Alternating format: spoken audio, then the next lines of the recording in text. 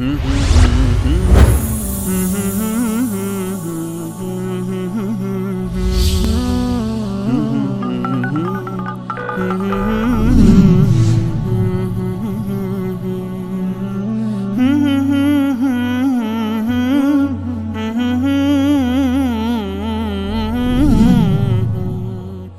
الله الرحمن الرحيم، والصلاة والسلام على أشرف الأنبياء والمرسلين محمد المصطفى وعلى آله وصحبه المنتجبين، وبعد.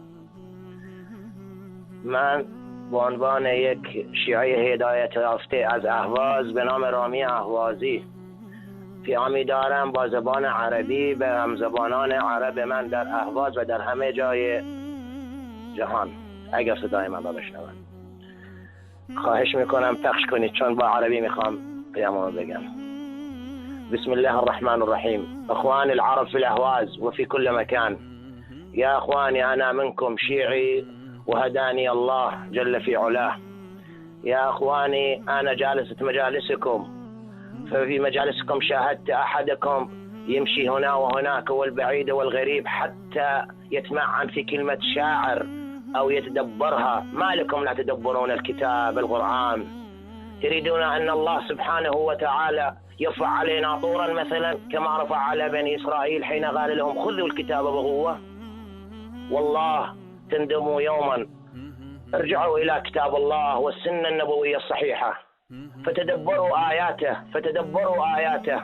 والله هو كتاب الهدى والخير لكل العالمين، وما محمدا إلا رحمة إلى العالمين. وها اليوم هذا أمانة محمد عليه الصلاة والسلام، وهو كتاب الله جل في علاه. ما لنا نأخذه في بقوة نأخذ الكتاب ونتمعن ونتدبر كلماته وآياته حتى الله يشرح صدورنا إلى الحق والإيمان. والله أكثركم إذا أقول لهم اتقوا الله واخذ القرآن فيقول لي إن علي القرآن الناطق. ومن قال علي ليس بالقرآن الناطق؟ نعم علي القرآن الناطق، ولكن في زمنه حين كان حيا. فاليوم إذا أريد أسأل مسألة أو أي شيء، هل يصح لي أن أروح لقبر علي وأقول له يا علي شرحها لي أو حلها لي وتدبرها لي؟ علي قد مات. ما لكم كيف تحكمون؟ هذا كتاب الله حي لا يموت. فارجعوا إلى كتاب الله، إلى سنة النبي الصحيحة. فقال الله إذا اختلفتم في شيء فردوه إلى الله والرسول، وهو كتاب الله. إلى الله وكتاب الله، والرسول هي السنة النبي الصحيحة الذي نقلت على الصحابة، تناقلوها إلى الصحابة والتابعين والتابعين التابعين. فما لنا ناخذ ديننا من هنا وهناك ولا أي تدبر، لا نجعل الكتاب. يا أخواني يا العرب في كل مكان، لا تنخدعون للملالي، لا تنخدعون للملالي. فإذا تلي القرآن وقال يا أيها المؤمنون فاعلموا إنهم أنتم المؤمنون فلا غير أحد. فحينما أحتج أحدكم أقول لكم وحدوا الله، تقولوا إن الله قال ابتغوا إليه الوسيلة. وأنا سؤالي لكم إذا إن شاء الله يبث صوتي، وهذا سؤالي لكم. نعم الوسيلة، فماذا كانت وسيلة علي؟ أول الآية يقول الله يا أيها المؤمنون اتقوا الله وابتغوا إليه الوسيلة. اتقوا الله أي اجتنبوا نواهيه، وابتغوا إليه الوسيلة وهي امتثال أمر الله سبحانه وتعالى. فإذ كان الوسيلة هو علي وآل بيته رضوان الله عليهم، ما كان وسيلة علي وآل بيته؟ أليس عليا من المؤمنين؟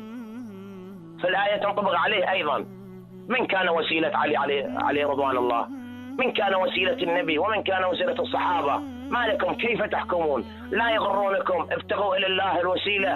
المراجع وقال لك يبوا يسطر عليه حتى يخدعكم. ما لهم لا يغرون الآية من أولها. يا أيها المؤمنين اتقوا الله. تقاة الله هي امتناع أي شيء منع الله سبحانه وتعالى، أو مكروها اجتنبه. وابتغوا إليه الوسيلة، وهي الوسيلة العمل الصالح، البر بالوالدين، الحج، البيت إذا استطعت له سبيلا. فأنا رجائي منكم بدل ما تتدبرون بشعر هذا وذاك، والله حلاوة الإيمان وحلاوة القرآن، تدبروا آيات الله جل في علاه، تتمعنوا بها. ما لكم والله العظيم ما لكم من نجاة ولا مفر إلا لله جل في علاه. وأين نلغى الله سبحانه وتعالى في زمن الحي وإننا أحياء في كتاب الله جل في علاه. ارجعوا إلى الكتاب، ارجعوا إلى الكتاب، ما لكم غيره والله الذي لا شريك له. فمثل الثاني الذي أريد أقول لكم، لماذا الله سبحانه وتعالى لم يقل لبني إسرائيل خذوا مثلا بكلام موسى عليه السلام؟ لماذا قال لهم خذوا الكتاب بقوة؟ أليس موسى كان حيا بينهم؟ لماذا لا يقول لهم خذوا موسى وكلام موسى بقوة؟ قال لهم خذوا الكتاب بقوة، وهو كتاب الله جل في علاه الذي أنزله على عبده موسى. كيف تحكمون؟ ما لكم يضحكون عليكم هؤلاء الملالي المخرفين اللي يقول علي بيده الملك وعلي بيده الذرات وعلي علي ونعم علي، ولكن ليس هكذا. الذي لم يتقرب إلى الله بعلي وآل بيت علي نحن لا نقول أنه مسلم، ولكن لا يجوز لنا أن نعبده ونتخذ إلها دون الله جل في علاه. وصلى الله على نبينا وإمامنا وغرة أعيننا محمد المصطفى وعلى آله وصحبه من والاه. واللهم اهدنا واهد قومي وهم لا يعلمون. اللهم ردهم ردا جميلا إلى القرآن يا رب العالمين. اللهم ردهم ردا سليما إلى القرآن يا الله يا الله يا ذا الجلال والإكرام.